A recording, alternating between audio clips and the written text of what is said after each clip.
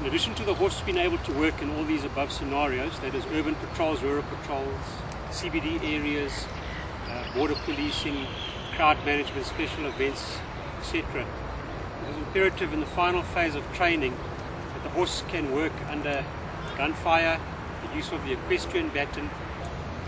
It must be able to work under gunfire, that is where the rider must be able to, with one hand, control the mount, with the other hand, draw the firearm, cock the firearm, and discharge the firearm, thereafter replacing it safely in the holster while the horse is under control.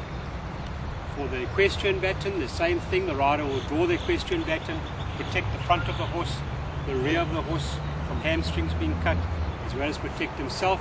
So the horse must be used to a baton being swung around its head, and it does not shy away and unseat the rider. Thirdly, in crowd management, should a crowd have to be dispersed, we can make use of where tear gas is utilized.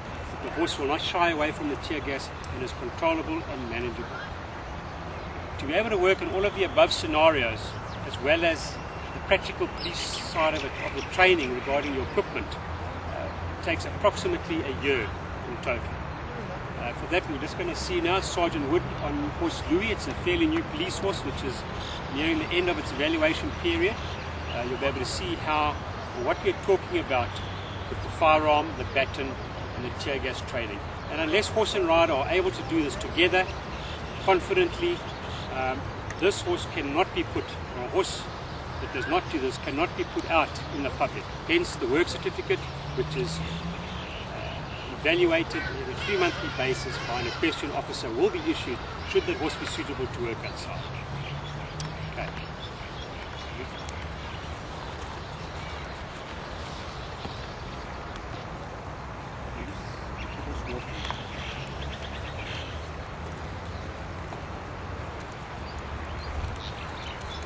Firstly, the equestrian baton. The rider must be able to control his horse and utilize the baton left and right with the horse in a controlled manner, not shying, not rearing, not trying to hide its head from the baton. Thank you.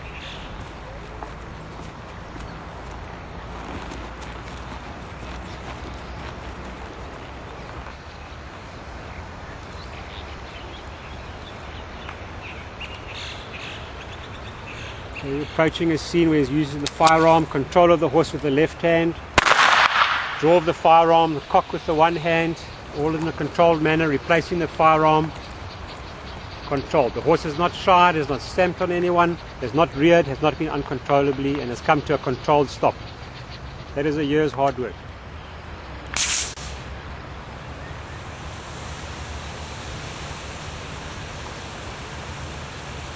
Since we use the smoke as a simulation for tear gas, just for the horse to be able to work with its strange sound emitting from the smoke grenade. The horse in the smoke is actually blind, it can't see from the thick smoke. So here it's mutual trust between horse and rider, for the rider to urge the horse to go where he can't see and he doesn't want to go.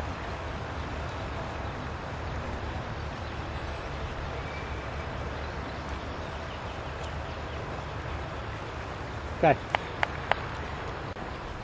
Just briefly in contrast to, for example, the stock theft horses, whereas a visible policing horse, crime prevented horse, can work in all scenarios, as we have previously mentioned, as well as the discharging of firearm, the equestrian baton, crowd control scenarios. Our horses can be utilized from border patrols to assist stock theft units in both urban and rural areas. In contrast to stock theft unit, for example, their horses are only trained in the rural areas to assist with stock theft operations. They have not been trained under gunfire in crowd management situations, the use of equestrian batons, or to work in CBD built up areas with large masses of people.